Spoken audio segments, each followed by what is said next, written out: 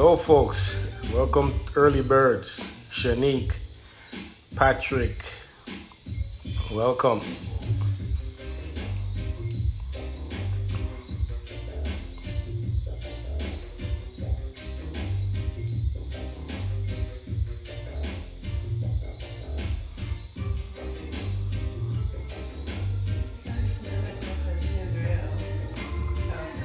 He's studying in Israel, not Egypt. Oh, that's what you said? Yeah.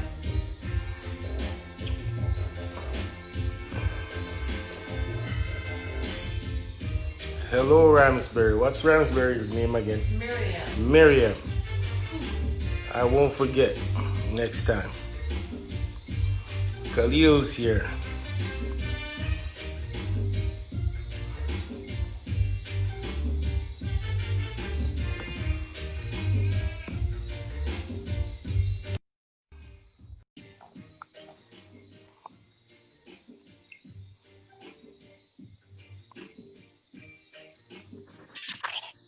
Khalil, Hey, what's up? you sound so subdued. What? You're emancipated? I'm what? Are you emancipated? Oh yes, man.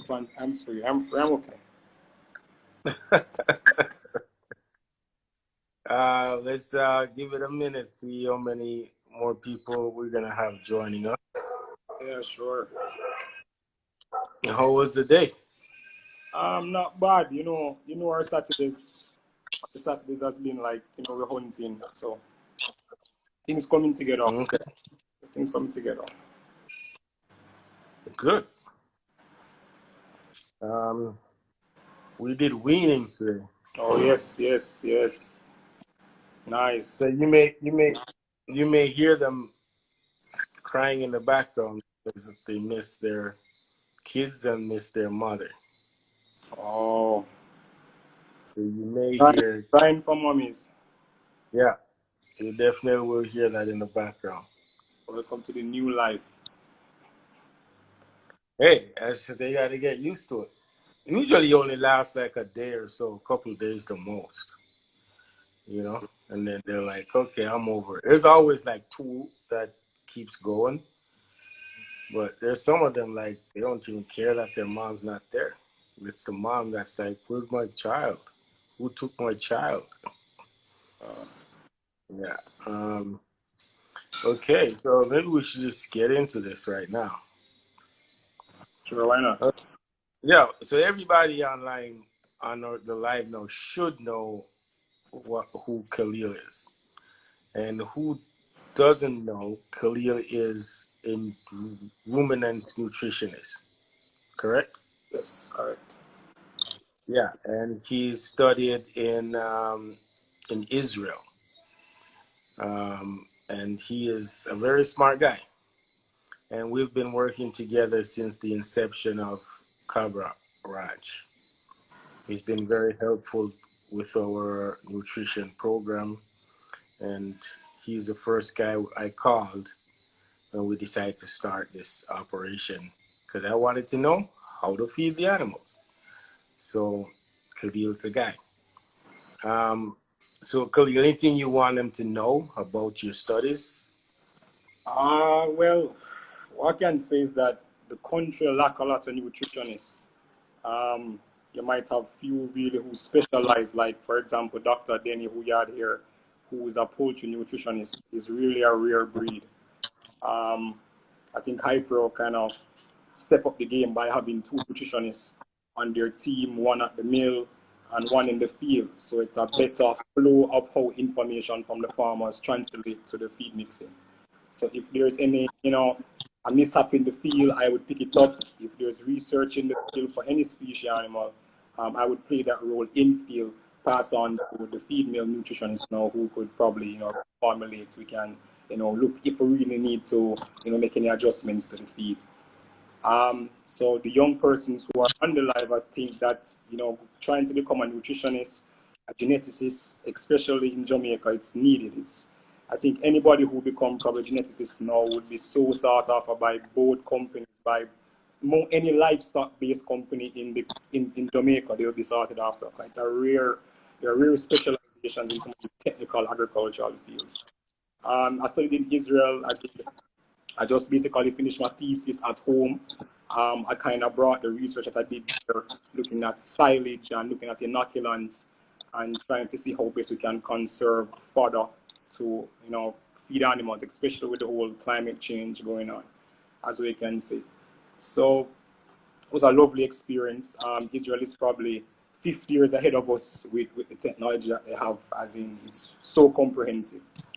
And I believe that I can probably best translate some of that information that I learned there, here in Jamaica, that could probably meet our local level. Yes, there are light years ahead, but there are just some simple technologies or just some simple application features that we can apply in Jamaica, and you can see that transition from the subsistence type farming level to more semi-commercial, going commercial. So that's really what my study kind of gave me, the look at how nutrition, the ruminant nutrition in Israel, that they don't really have grass, and so how is it that they're so productive? Because they have like the highest yielding cows in the world. Their dairy industry for goat and their sheep industry is amazing, and you wonder how they do it. And it's just some very simple techniques that they use: fodder conservation, silage making, hay, total mixed ration.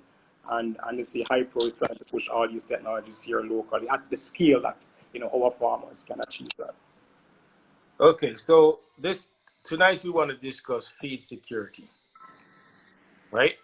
So how serious is feed security for livestock around the world right now, and especially in Jamaica, since we operating here in Jamaica? Wow. I think especially with COVID, I think we're going to see some real shocks in what this when the world is shut down for a while, what will be affect prices. I was looking at a study the other day, and the study was showing that in 2018, Jamaica imported over 229 million kgs of animal raw produce to make animal feed, right? And that value over 60 million US dollars. So clearly, we're heavily dependent. We don't produce any corn. We produce like 1% of the corn, and that corn is for human consumption. We're not at the level yet to do it for animal feed. So after we buying these expensive protein sources and energy sources from overseas, and in the near future, we can't really have a lot of control over feed pricing in that case. Any shift in the market overseas is going to affect us here. So, companies normally have to be buying in advance. So you buy out an 8-month or a 6-month window. But the prices that affect the next 6 months, adjust the price. So sometimes the feed prices, just adjusting like that. And that's because of how volatile the world market is. And then the climate change. I was in a farm in Linstead, and he said never have rain for 7 months. Linstead said it's the first I've seen this. 7 months, no rainfall. So we're realizing that now that will impact your fodder quality, your fodder quantity. And we have farmers, losing animals because of this drought.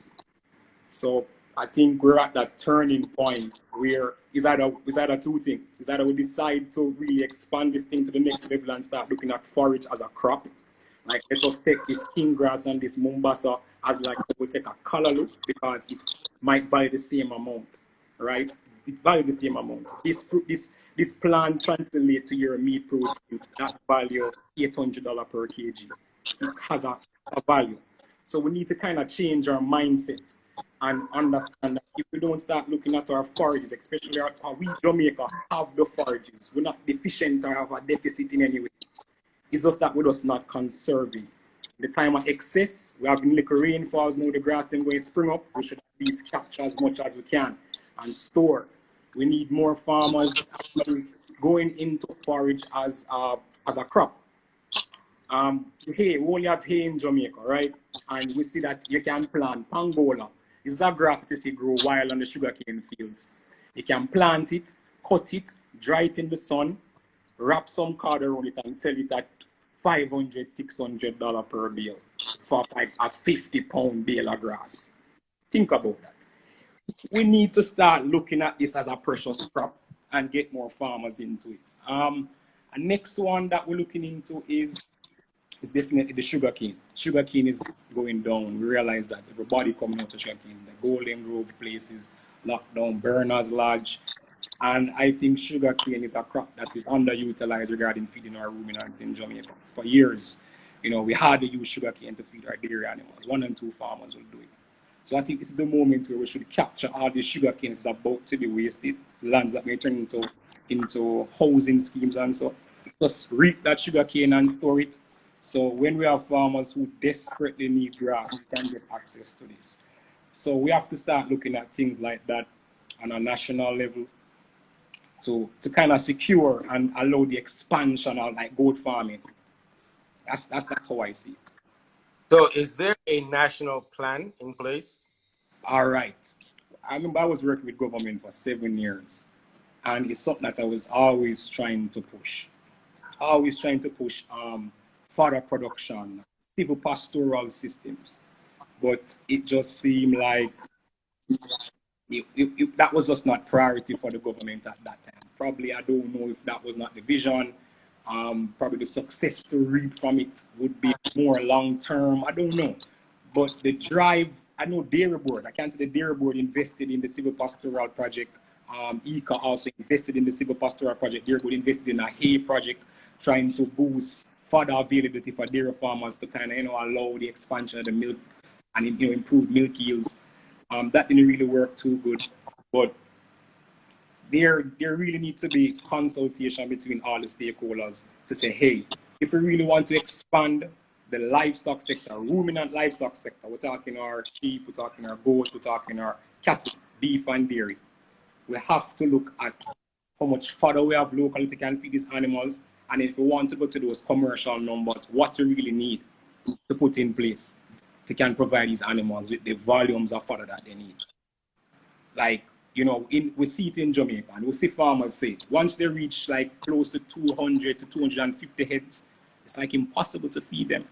If they don't have the land, if they don't have massive acres of land, if they're like a farmer like, for example, Unity Farms who have, semi-intensive setup, you don't have much land to plant grass, not like you, Ray.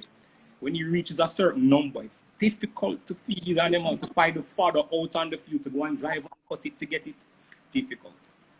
So we need consultation with the government, the associations, to kind of see how well we can push more projects into pushing fodder as a crop. Sorghum, this king grass, the Mombasa, turn it into a crop, add some value to this, show the economic value of this crop. And that to me will kind of guide us into that food security, animal feed security for ruminants type of mindset. Okay, I know for a fact that they don't regard grass or you call it forage fodder as a crop in the agricultural sector at this very moment. It's something that we're faced when it comes to registering our farm and what we produce on the farm. And we wanted, silage and that to be regarded as a crop. And we've had a lot of pushback on that.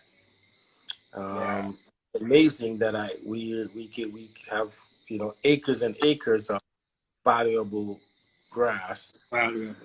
We've helped a lot of farmers by giving them grass or selling them biograss for cheap, and we can't put it on paper as a crop.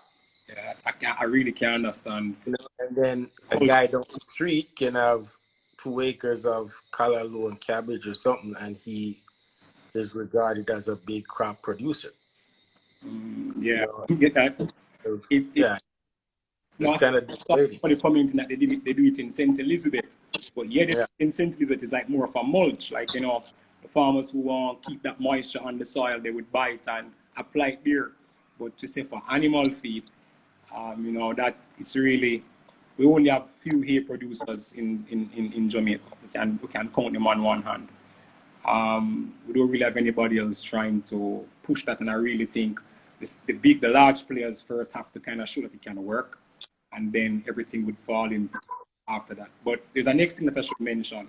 Another another set of ingredients that we're really not paying attention to is the agricultural waste, right? I remember when I first went to Bodies, we were trying to do our research on, identifying organic waste that we could actually utilize as animal feed. Like the banana chips waste, they could actually have the chips, that the refused chips, you can use as a great energy source. Back in the days, they were very big on that when we had to be very self-sufficient. They were using the banana peels, they were using, the color waste. So I think there's a lack of potential there where we're not utilizing some of these unidentified organic waste that we can turn into, a feed source. I remember when I was in Colombia, they use almond husk, like the husk of the almond that we see on the ground. They use it and make a feed, as in like a fiber, a pelleted fiber feed with some protein inside of it. You know what I'm saying? So we, Lucina, the wild tamarind that we have that we see everybody cut, so high in protein, so high in bypass protein, very underutilized. So, we have to kind of identify and try and mass produce some of these stuff that can work for us as farmers. Okay. What are some of the popular or most known ways of storing feed? There's a silage and hay. What are the top? In Jamaica, the most popular source is hay. I see a little silage going on, but they don't even realize that they're doing silage. Like you're putting your brewer's grain in drum and sealing it. That's silage. Or saying you put that molasses at the top, or you try to put salt at the top. It's a type of anaerobic fermentation process you're trying to create. But I think hay is the most popular one, or probably the most commercial one now. I say silage becoming a big thing, and I can tell you tomorrow I probably will show you guys a massive silage train that we plan to do down in St. Thomas. We plan to change this whole game with further conservation, go in more silage direction, large scale. We're talking 50 tons and 70 ton type systems that can feed large scale farmers and then tailor it down like what Dairyboard is doing. So I think that now would be the new trending further conservation method in a couple months when this program roll out. So are they doing like a silage tunnel or a silage those we'll be doing the silage tunnel setup. Utilize a lot of the sugar cane that they have down in Golden Grove. It's basically the sugar factory is closed. It's there, it can feed the animals. So we plan to run we plan to store close to 2 years worth of feed on a farm and see how this actually works, how this plays out. We plan that now can be a model for other sugarcane farmers who might want to package it and have that distributed to the farmers who might need it. So we're hoping that farmers who see the need for having fodder, I know like a King Curry might need that. I know a Bartley would need that. These farmers who, they're in small zones, small areas, limited access to land. There be farmers who doing that extensive, not extensive, but I mean more letting them animals out to roam. They can more start thinking about building housing and house animals because your fodder can come to you. I think so once is in place, this would change the game. This would change the game. How long can you keep silage for? Silage can be kept up to, they normally give you like 3 years, but I think recently I was reading a paper that was doing a fed silage that was 24 years. 24 years was feeding out from some bunker that they had. 24-year-old silage, and it was basically the same as what they stored at. So I got 3 bags from last year. I actually I had 5 and I opened 2 yesterday in the showers, and it's still amazing. Sorry? I said I know you're one year silage. Yeah, I had 5, and then I used 2 of them yesterday because it was raining so hard that we didn't go out. We just you just open a couple bags of silage and feed them. Dr. Young says callaloo should not be fed to any ruminant as it will kill them as it forms oxalate crystals in the kidney and kills the animal. Well, that's not only for callaloo. I've seen farmers feeding callaloo. The inclusion rate is what would be important, and I think that is where it would be ticklish. A lot of ingredients, if you feed them over a particular inclusion rate, will cause problems, will cause kidney problems, will cause liver problems. So it's really how much you include inside the diet. So that. Okay, Yeah. what amount of banana peel can you feed to goats? I remember reading a research paper and it was saying it should never go over like 20%. If you go over too much, it like causes liver damage and too much, a lot type of problems. It's the same for molasses. If you go over certain levels of molasses, the animal become, it's like a drunken animal. So it's the inclusion rate. That is where we have to always consider, what we're feeding. Okay. All right, so let's continue with this silage, these form of silage. So there is silage of storage, silage, hay, And you have and haylage. Which is like hail. dried Yeah. grass, that you're still putting an anaerobic process. And you have pellets. You can store as pellets also. Okay. And so would you regard fodder bank as another form of feed Yes, storage? I would regard fodder bank as a live storage mechanism. So like sugarcane that you have out there growing, that's like a live storage system. Okay. And I would like to add one more, which I've gotten pushed back on a lot, is pasture management. Ah, boy, pasture management. I can tell you, across Jamaica, I cannot tell you how much farmers I believe.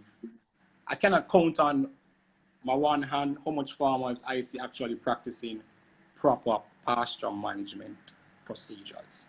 And I'm serious. And I've been across. Okay, give me an example of what you call proper pasture management. I'm talking soil testing as one, fertilizer regime based on what you have around there. I'm talking your routine ripping of pastures, ripping meaning to kind of aerate it. Your routine brush cutting of pastures to make sure you kind of remove some of the dead debris and allow regrowth, especially before the rainy season. No. We do farmers. It's probably expensive, no doubt. The cost to do this might be very expensive, and why do it when you might can survive on what you have?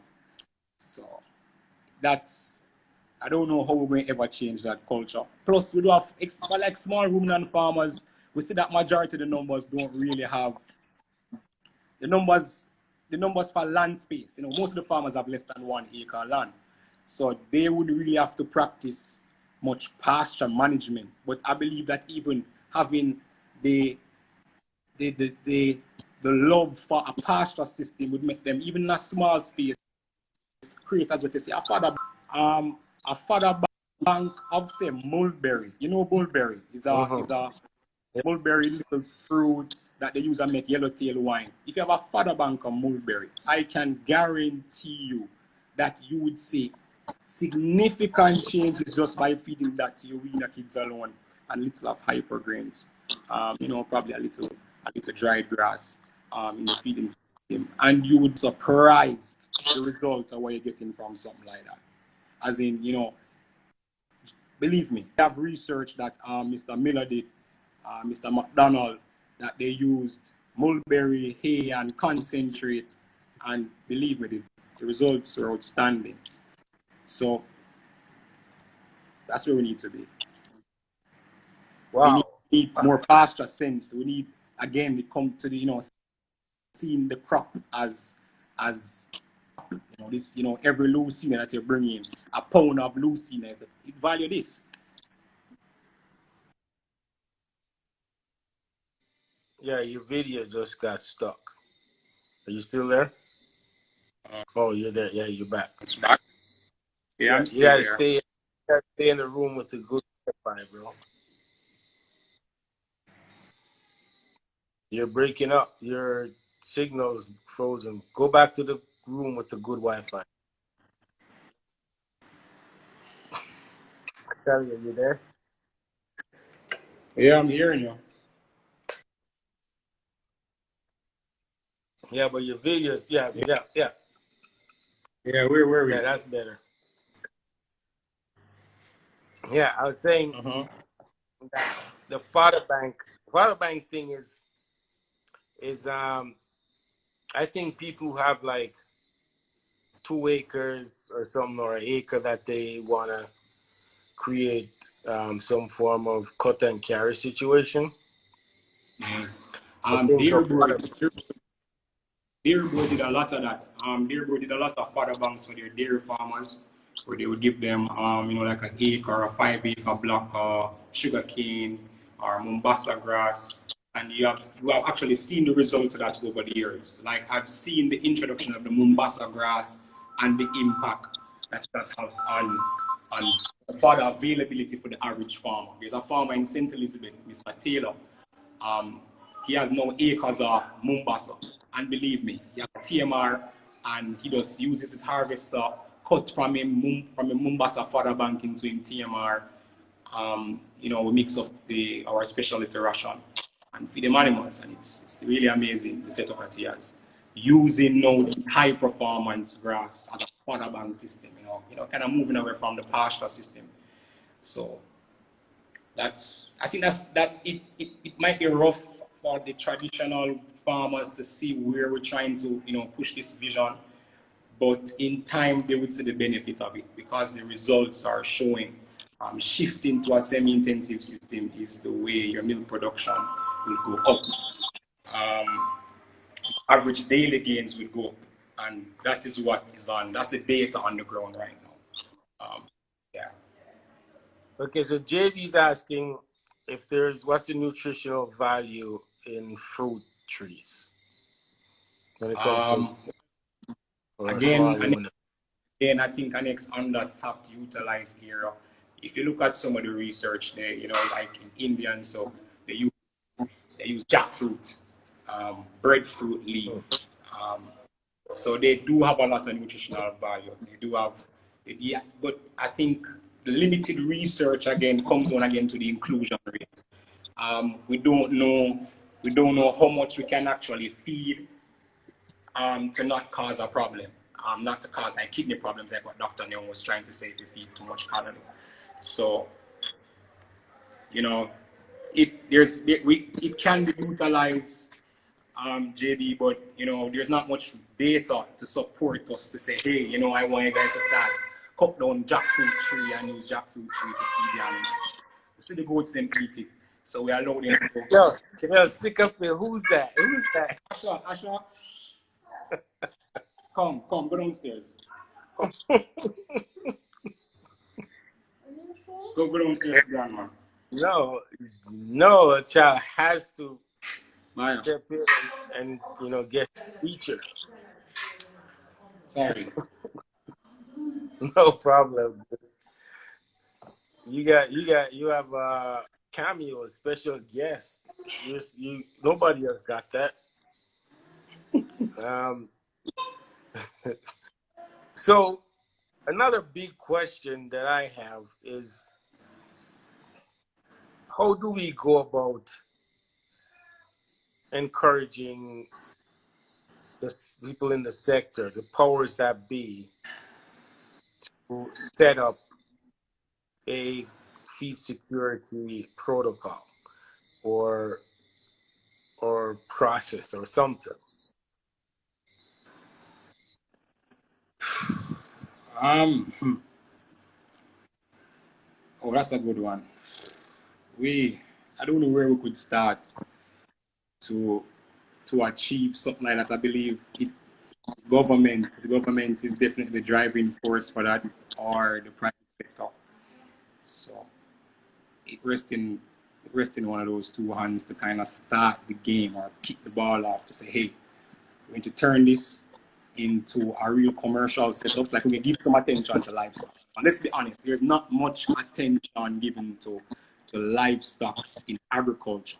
And if you look at most of the At the extension service. I no disrespect to our RADA because I love the extension service. I work with them all the time.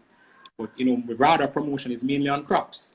And it's just a culture. It's a culture. It's just a culture. What is a tradition. Livestock always was to me more like like an elitist type of setup. The cow was the rich man thing back then, and the goat was the poor man thing.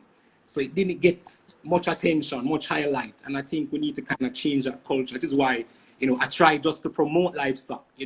Everything based is livestock for me, and it's team livestock because, we have limited attention at the government level. I can tell you. Being there, we had, the not even, but not just a government investment, but probably the support from the external agencies that really sometimes drive the government budget. What the focus was more on crop-based products, the traditional crops, your sweet potato, your cassava, your Irish potato, the ginger. They were the ones getting a lot more funding than to say, dairy. It was probably during 2015, 16, we saw a small ruminant project.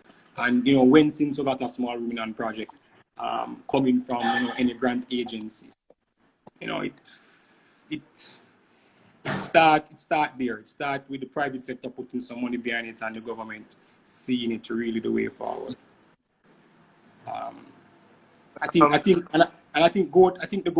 you goat farmers, goat producers, sheep producers, I believe you can put some highlight on that because I'm seeing a lot of persons now getting into the industry coming from the top tiers, and I hope that would kind of signal that, hey, I see this now as a true business. It looked very lucrative. But the challenge with that is we have to encourage these people to be in the system. Farmers. Yeah, I got to do a whole live on that. Like farmers need to be in the system, man.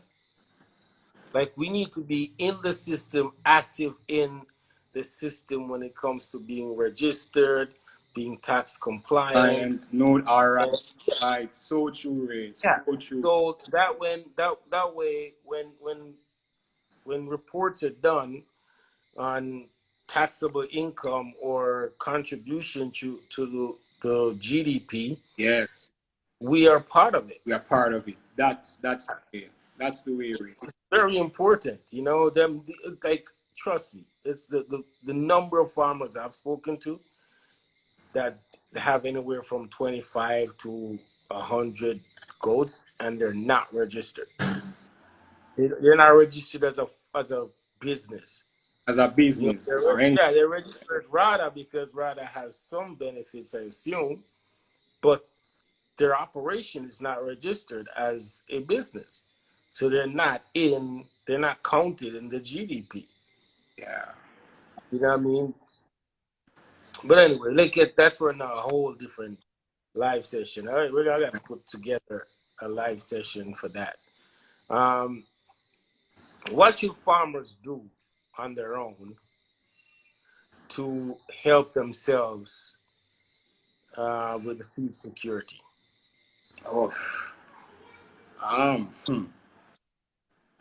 Let's say a man who has 25 animals. Let's say a man has 25 animals. What should he be doing preparing himself for drought, rainy season, that type of stuff? The first thing a farmer should do, as in there's a lot of calls coming in. Khalil, I want to start goat farm. I want 500 goats in. I want a house to build. I want a house with 500 goats inside of it. So I'm like, all right, how much money you take to build a house? And I'll say, ask every question. But one question they never ask me, how much grass or how much volumes of fodder am I going to need to feed these 500 animals and their offsprings? And that's where a lot of farmers make their first mistake. Guys, yes, we're running down the best genetics. Fine. But what are you going to feed these genetics? Let's be serious.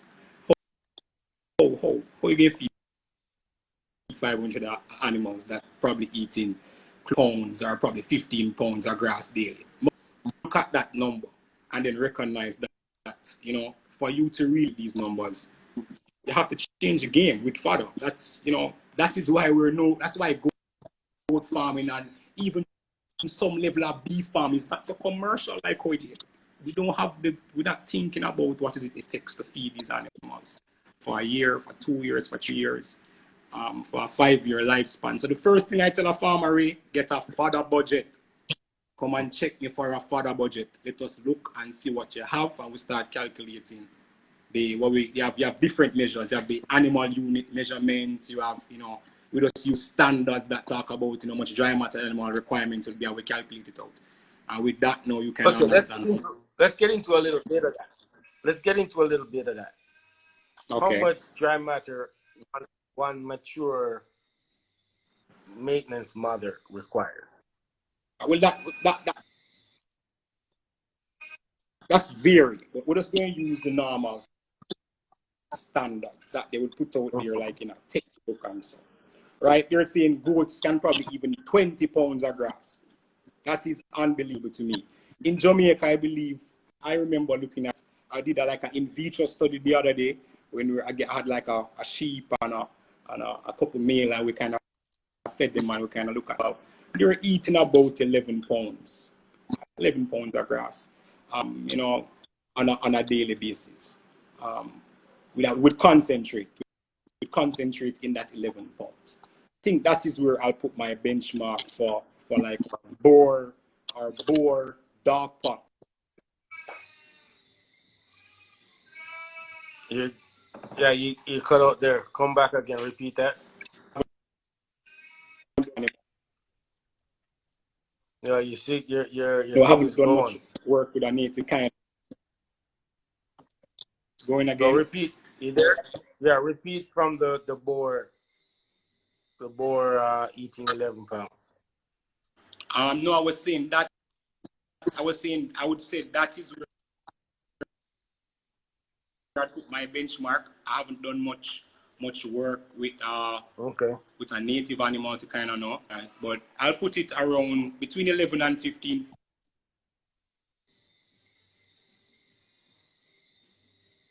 You're gone again. Where are you now? Yeah, I realize. You got to be in the same spot.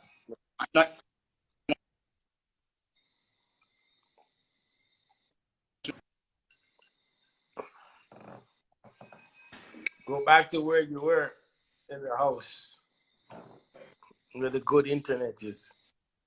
Internet don't go through concrete. Remember that. Yeah, internet don't go through concrete, and I learned that.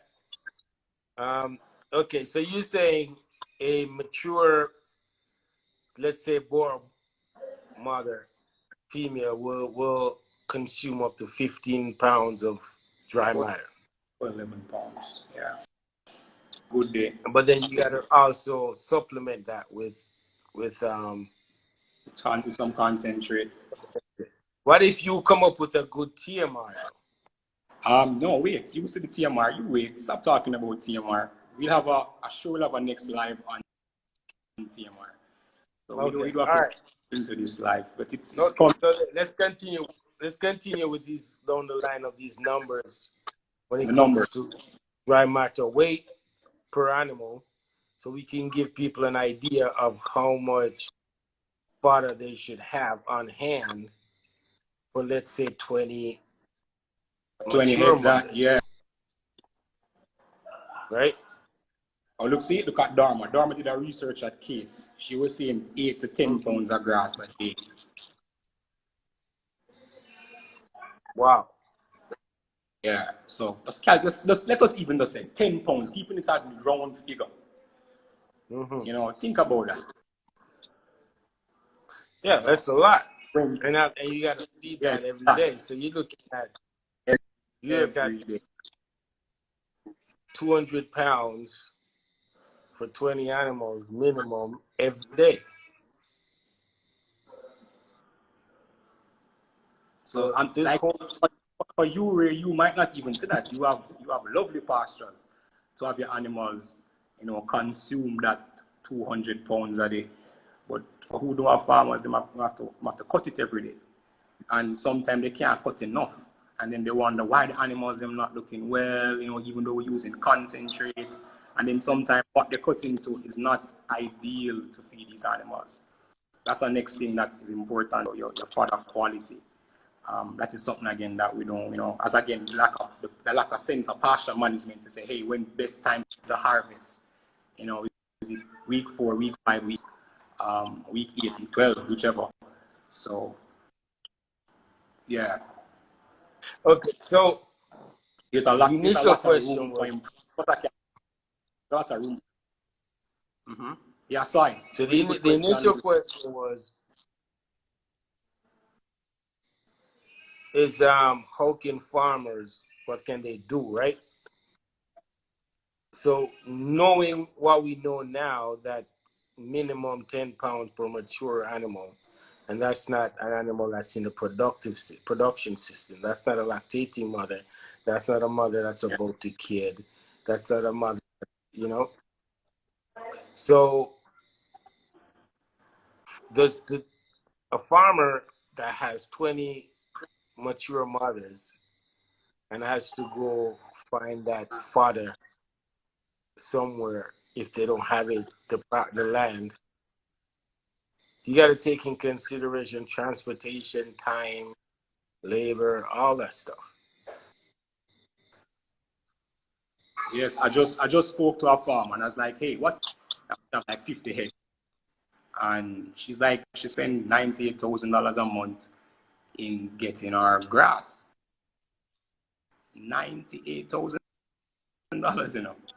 That's some people paycheck. You pay 98 grand to cut grass. The investment How many is animals she has? about 50 heads. How many animals? 50. No, I can see how that's profitable. How's that making money?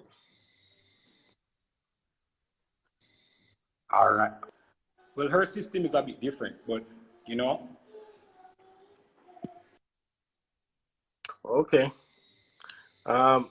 Okay. So let's get Lincoln's question out of the way right here. I know what he's talking about. Lincoln, can you elaborate and on price. this question? Yeah, yeah. Lincoln has a So good I guess question. you understand the question. So can you answer it? You're breaking up again. You're cutting out again.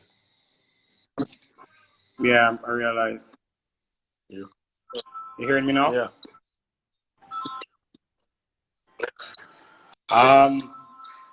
There is limited information on a cost of production for most livestock species. Probably prairie and pig.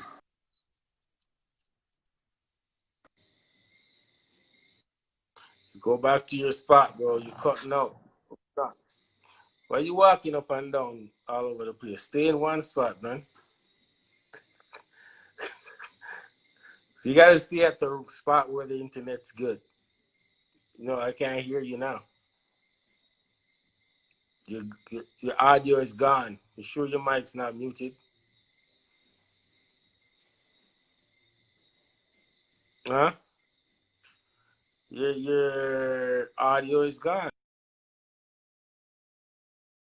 Is it just me, guys, or oh yeah, there you go. You have to start over. He's like he's doing a marathon. He's walking all over his place. But Inka, we're gonna get the question answered because um, yeah, we'll get him to answer all of these questions when he can get his internet sorted.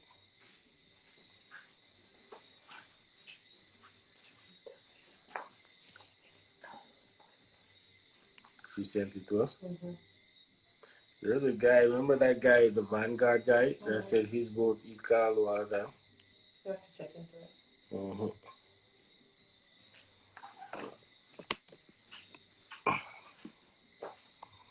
Yeah, we're gonna get Khalil back here in a second. Hearing me? Good. That's much better. Okay, so let's address Lincoln's question. Anybody go can see it? Lincoln's question is, did anyone really do a cost analysis on the feed to make sure that food not only look good, but we make money? Good question, Lincoln. Solid. Limited information, as I was going to say, on a cost of production for goat and sheep rearing. For most production systems, you have a government body that tries to handle it. I think that's the Economic Planning Division. I think you can check them to get probably what they would say is the cost of production, but that information is limited. However, I think the game changer, the total mixed ration system, would carry that in. That's the basis of a total mixed ration system. We're looking at a least cost formulation to how much dry matter intake the animal really taking, and we want that at the lowest cost. One of the factors in formulating this ration is that we have to put the cost per ton. So, when I do my formulation, when we start having that TMR system running up for urea, it's going to be based on what the cost is for each ingredient, down to the grass that you use. You have to give me a value for your grass before I can actually make that formulation right and mix. So I think that is now link on where we're going to start looking at, the cost per head per day. And I think Ray would know that is one of the ways that we kind of look at how we work at Ray Farm. When I go to Ray Farm, Ray's like, Khalil, I need something that can work. And I had to break it down to the cost per head per day. So Ray can say, all right, this is what I feed in my mothers, and this is what I'm going to feed my it's a $5 less than what the cost for my female is $5 less than the cost for this particular animal. So it's why we brought in a general maintenance ration. The general maintenance ration now was to start the advent of a phase feeding system and TMR for small ruminants. Right? We're starting at a reasonable price feed at a level that we feel we can carry the animal to a particular stage. Then, if you want now to kind of play with your production strategy and to say, hey, I want a little faster growth here, or I want a little infant ration. Yeah, your video is frozen, but we can hear you. Video is frozen, but we can hear you. Oh, no, we can't hear nothing now. Okay, here you go. Okay, here Yo, you got, hearing me now? you got Pro or Digicel? What you got? Yeah. Digicel, man. Digi. And I write beside the modem as well. I guess the holiday. But yeah, that is where. So like I was saying, you have that ration that is a little bit cheaper. So that's why we call it maintenance. So for your maintenance mothers, for your little maintenance service board book that is there run up and down, you don't really want to feed him too much of an expensive ration. You can use the maintenance. No, you have this goat ration, 18% protein, like a premium ration that you'll feed to your weaners, your champions, your lactating mothers. You tap them up on this kind of little bit more expensive feed. So you kind of break down your costs at each level. As if we're not thinking of doing that and spending, to say, $20 per head right across the board for every animal, that commercially don't start there. That's where we start. Yeah, I think for us here, we try to break things down to see what each animal costs per day to have them on the farm. And it gets kind of tricky or more complex when we try to figure out our profit margin to see, when we sell an animal, what the profit margin is, because there's two ways that you can approach it. You can sell your finishing system, the animal, after you wean it at a certain price and then add what it costs because you're using a more expensive feed to finish them. And then you figure what that cost is and add that on to what you purchased the animal from the mother. Yeah. Or you could just do a daily cost and then if you sell the animal at, you know, 6 months or whatever, you figure out how much days, how much you're spending per day, and add that all up. But that's just how somebody can figure out which one works best for them. But I Yeah. think it's really important to know what the animal is costing you per day, especially when it comes to feeding them and knowing how much feed you should have. If it's costing you, what is costing you to have feed security, you know, to be able to store hay or store silage or whatever, how much of it you need, and what is costing, you know. Um, Lincoln and I have a lot of conversation, and the feed thing is a big deal. Like, there's anxiety issues with farmers at certain times of the year when the hay man tells them, yo, I'm not going to have hay for a couple months. It's a big problem, you know? Yeah. So I would think, from my humble opinion, is farmers should, seriously think about what kind of production system they can sustain and have at least 6 months supply on their farm until Khalil comes with the TMR system. You there, Khalil? I don't know what's wrong. Your internet's wrong. Yeah. Yeah, I was saying farmers should figure out their feed security by having as much as 6 months of feed available to Feed, them, yes. whether it's on On farm or somewhere else, that's so true. available to them.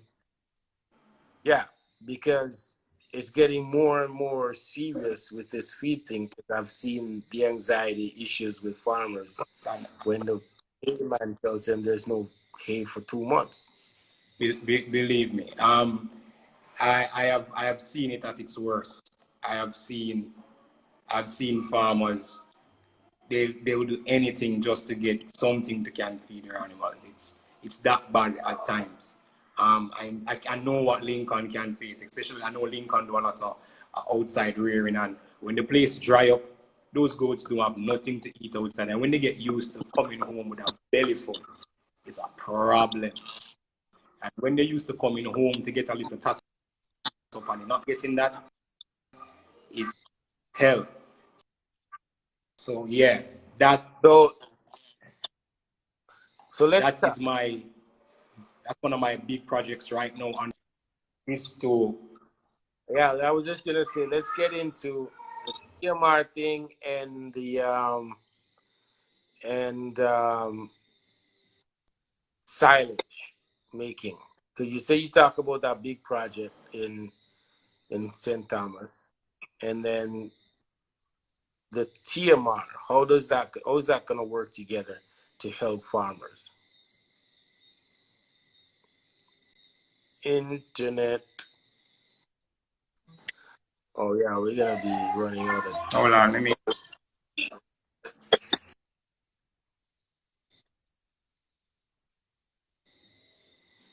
Andrew Ricketts, I see you, bro. I see questions.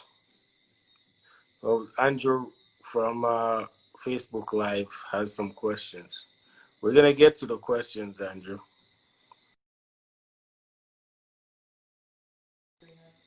Uh-huh. Um, so we got what? How much time we have left? 2 minutes. So I think we should end this and come back since Khalil is out at the moment and restart this so we don't run out of time. Hmm? Yeah, we're gonna start this over so we don't run out of time and get all the questions in right off the top. Come right back, folks. Thank you very much. Come right back.